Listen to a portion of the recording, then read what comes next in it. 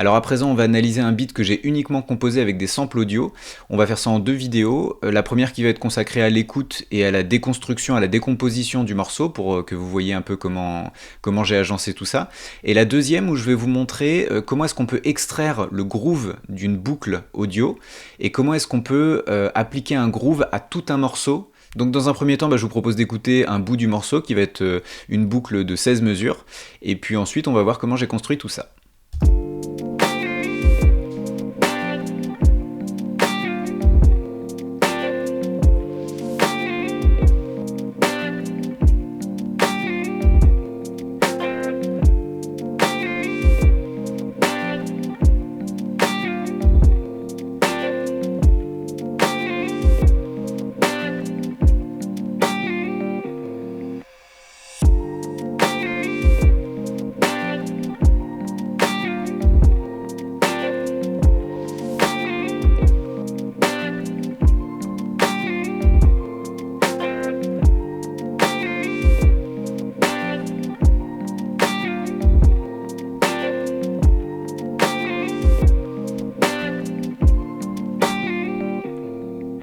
Donc voilà, un beat hip-hop assez lent, histoire de changer encore un petit peu de style.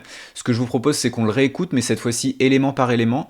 Je vais les introduire petit à petit, comme ça vous allez pouvoir vous rendre compte de comment j'ai composé tout ça.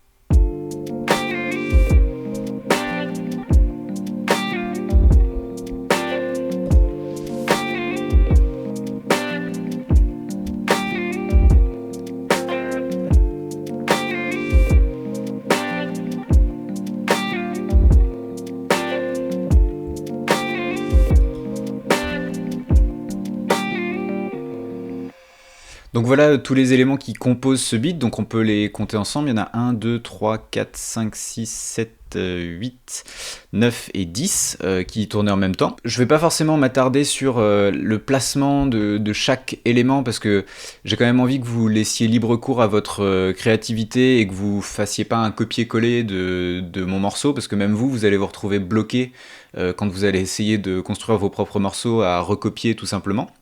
Donc on va juste zoomer un petit peu et puis voir ce que j'ai pu appliquer comme concept qu'on a vu jusqu'ici sur ces éléments en audio. Alors tout de suite ce qu'on peut voir c'est que j'ai édité des clips audio, donc j'ai raccourci des boucles, j'ai changé des notes, je les ai déplacées. On peut voir ici par exemple quand on ramène la fenêtre d'information que j'ai transposé vers le bas certaines notes. D'ailleurs on peut se concentrer sur ce que ça donnait à la base. Hop là. Et j'ai choisi de le mettre à -2 pour faire une petite variation.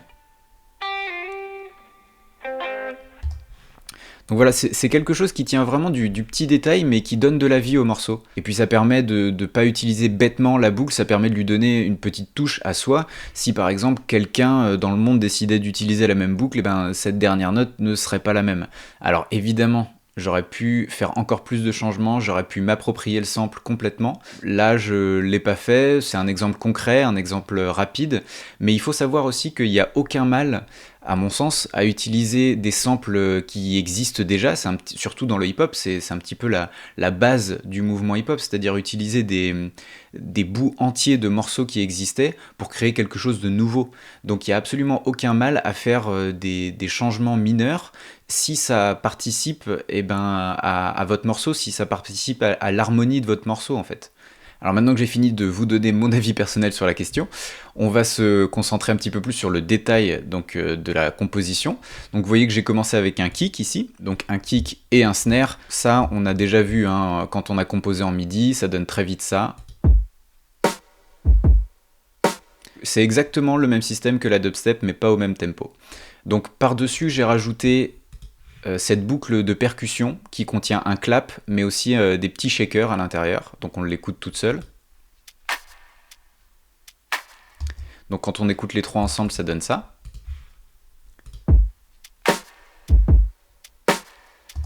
Pour donner encore un petit peu plus de mouvement, j'ai rajouté donc des hi-hats qui donnent ça. Ensuite, on a donc des Rhodes qui, même à eux tout seuls, je me lasse jamais de les écouter.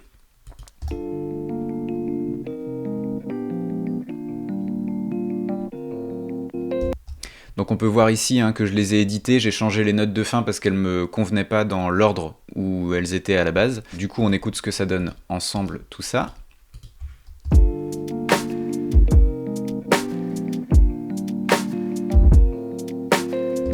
Par là-dessus j'ai rajouté donc la fameuse guitare.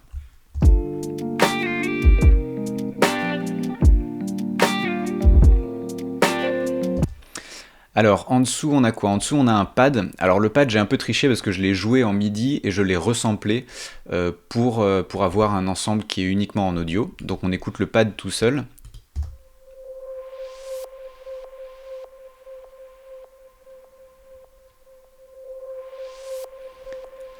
Donc là je vais le remettre avec tout le reste, vous allez voir c'est très discret. Mais ça permet vraiment de donner un petit peu de corps et un petit peu d'ambiance au morceau. Alors, je resélectionne tout en solo. Hop là. Allez, on réécoute.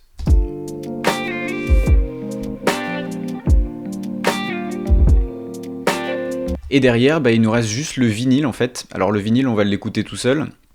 Et vous allez voir que c'est plus que discret dans le mix, mais ça donne un petit grain en fait.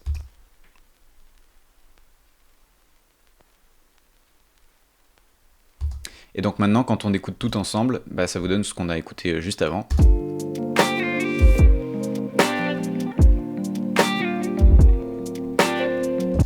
Et donc voilà comment j'ai construit ce beat hip-hop un petit peu posé.